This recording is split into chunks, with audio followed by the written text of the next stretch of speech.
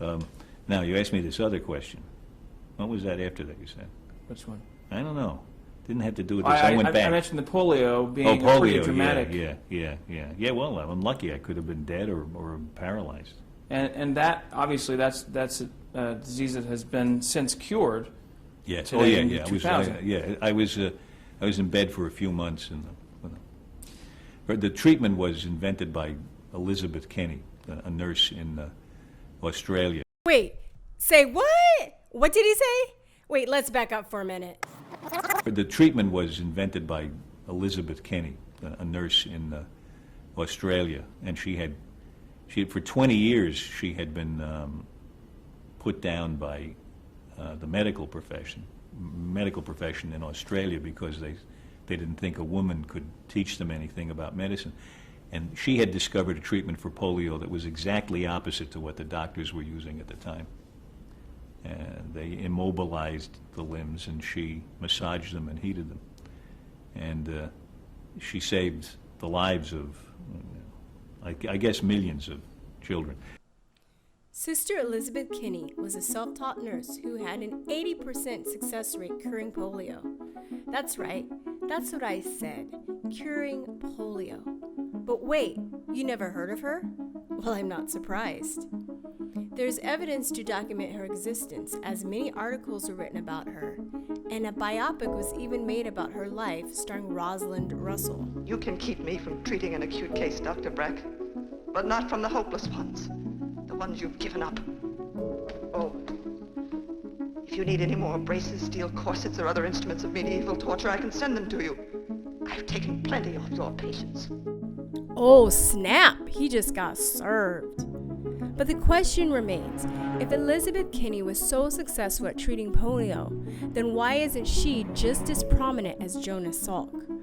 Something tells me that we're not being told the whole truth about polio.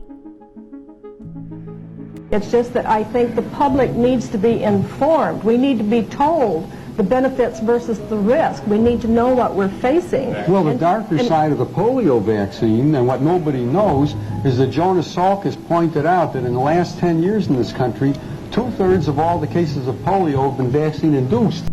Back in the mid-1950s, Dr. Jonas Salk developed a killed injectable polio vaccine. It has now come to light in the United States, as we have known now since 1961 in the United States and prior to that in other countries, that the live virus vaccine for polio does cause the disease itself.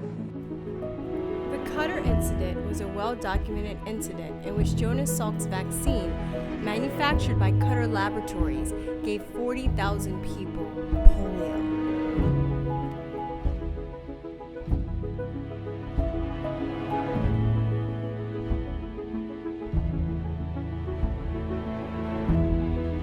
Polio is an enterovirus. That means it lives in the intestine and is transmitted via the oral fecal route. Some people who got polio had symptoms similar to a mild flu or didn't experience any symptoms at all. The most terrifying type of polio was poliomyelitis that left people paralyzed with leg braces or in an infamous iron lung.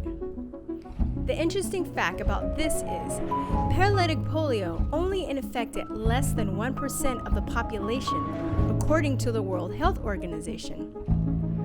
I started thinking, if there really was a massive polio epidemic, where are all the people in their 70s in wheelchairs and leg braces? A common misconception is that the polio vaccine cured people. That's simply not true. It's a preventative.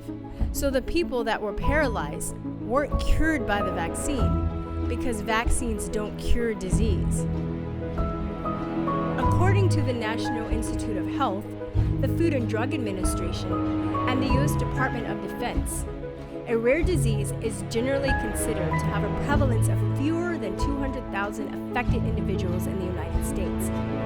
According to the CDC, at the height of the polio epidemic in 1952, there were 57,879 cases of polio. In order for an epidemic to be declared, 200,000 people have to be infected with the disease. 57,879 cases was well below the 200,000 mark. Then I found this picture from a historical website. The caption reads below.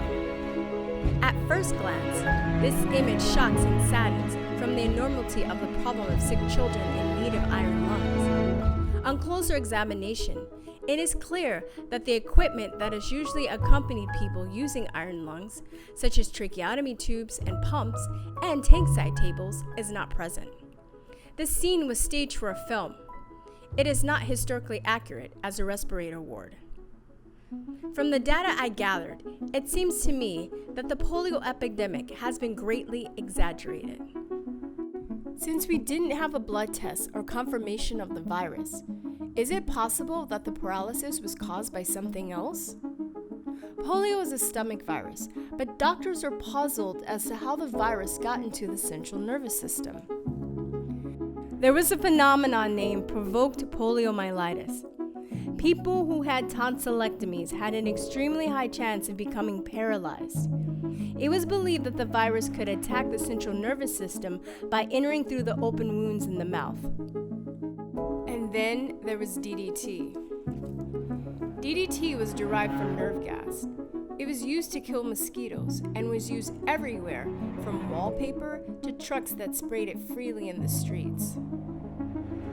DDT poisoning and poliomyelitis had very similar symptoms. This simple-sounding compound, DDT, kills insects in a slow and complicated way. In the first stages, they tremble.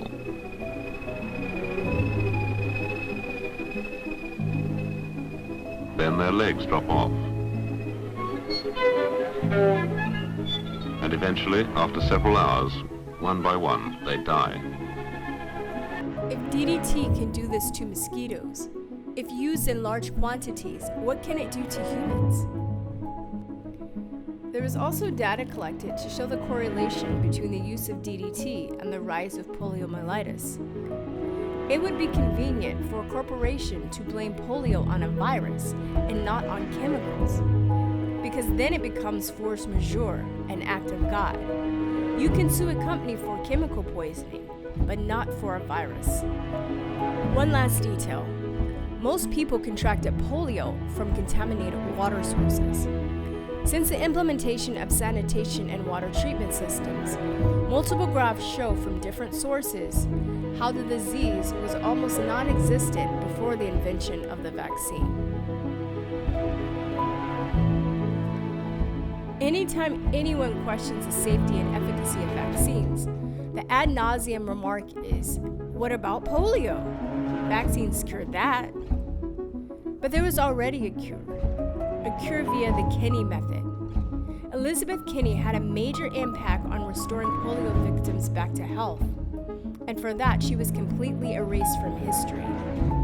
It's time to ask yourself, why?